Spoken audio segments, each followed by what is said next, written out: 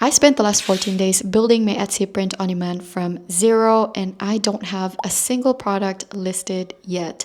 And the part that slowed me down the most had nothing to do with Etsy or even designing. So if you're used to seeing those videos where everything is starting to work right away, this is not that. I'm documenting this from scratch, and these past 14 days were honestly a lot messier than I expected. First, let's talk about why I decided to sell print on demand on Etsy and not with Shopify or build my own website. The answer is very simple. I have an experience with Etsy. I used to sell digital products on Etsy, and it makes sense that I sell on Etsy and I know how it works, basically. I don't want to be bothered having to build my own website, bring my own people to that website just because I don't want to give Etsy a cut. Everybody has to start somewhere, and this is where I want to start. Something that I already knew. I don't want to learn a new platform. I don't want anything of that right now. Maybe in the future, but for now, I just want to make things simple for me because my goal is to get it started. But actually, once I listed everything that needed to be done, I'm actually way off. There is a lot of things to be done. Out of the 14 days, I worked on this about 8, and most of my days look exactly the same. Just me sitting in front of my computer, trying to figure things out and not really moving fast as I thought I would be. The first thing I did was actually learn how to use Printify, and to be fair, it is pretty straightforward. The only thing that disappointed me was I thought I'd be able to use their preview photos as mock-ups for my listing photos. Like, I thought they had great mock-up photos, but they don't. And that made me realize that I'm gonna have to end up buying my own mock-up photos for my listings. And I'm just thinking about the cost really of buying mock-ups, but this is business, right? So I'd like to correct myself that I'm still able to use the mock-up photos, but they're not as enticing as I want them to be. I also went in thinking I would start in the tech niche because I found out that it is less saturated. In fact, I bought myself a course about selling tech print-on-demand products, but then I started learning about micro niching, and that gave me a lot of ideas. So I am now rethinking which direction to take before I even made a single design. As someone who wants to get into POD industry, I follow a lot of POD educators online, and one of them is Heather X Studio. I am subscribed to her email list, and I always find nuggets of information from her emails, and one of them was micro niching. I never thought of finding a niche that way. Her 3-step framework is very smart. So it goes, first, you need to start with a broad niche. For example, dog lover. And then next is to layer an identity, a nurse who loves dogs. And then the third one is add a moment or an emotion, a night shift nurse who loves golden retriever dogs. When I first read that email, my mind was blown away. It is very smart.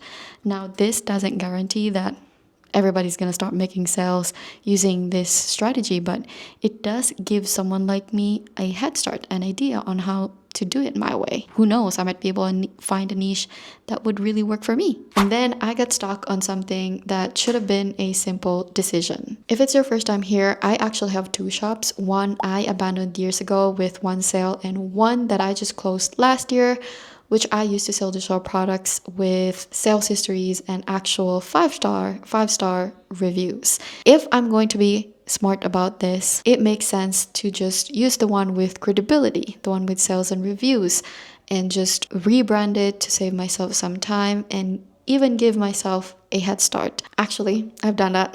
I have rebranded the digital shop, given a new name, created a new banner, new facts, new policies, all that. But I realized I didn't want to do that. I really want to see if I could actually do this with no head start and not relying on past results. What made me hesitate was the fact that it was a digital product shop, and I don't want to confuse the future buyers. Another reason is I don't want to deal with the previous customers of that shop asking me for the files that they bought from me over a year ago or a few months ago because they forgot to download it. I've had that happen to me, and I had to go through the emails to confirm if they actually bought from me, bought something from me, go through the files. Even though I was really organized with my files, it was still a pain. So that's how I've decided to just go with the shop that I abandoned years ago and kind of start fresh. The biggest thing that really slowed me down was opening a business bank account. Since I wanted this to feel like a real business, I wanted it separate from my personal account. I actually learned that you're not supposed to mix business with your personal account. So I started an application online, and when I was going through it, I got to a point where they told me, actually, you need to meet with an advisor along with these documents that I didn't have.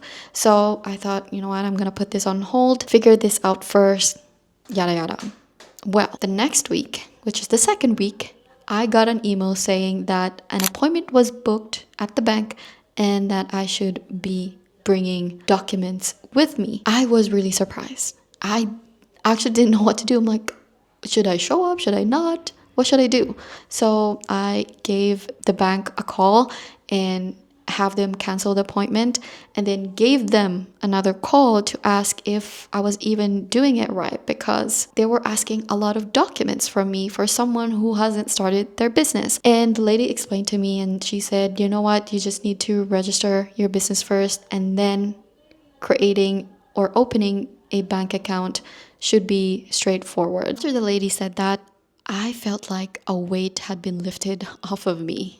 It sounds so dramatic, but things became clearer and worries started disappearing. I'm just glad that I gave them a call because I would have gone crazy. So after 14 days, my shop is actually fully set up. It has been for a while now. The only thing is that I have 0 designs and 0 listings, and that is the truth. I feel like a lot of people make this look way easier than it actually is.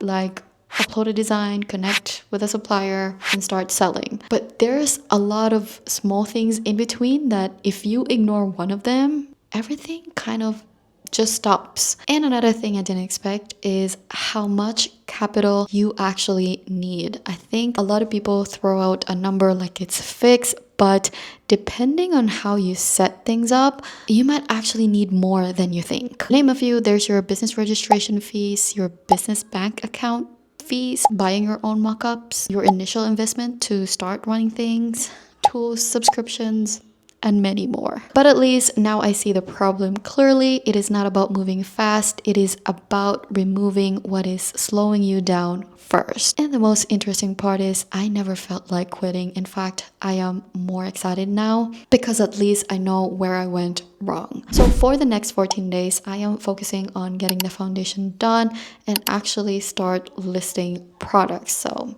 we'll see what happens.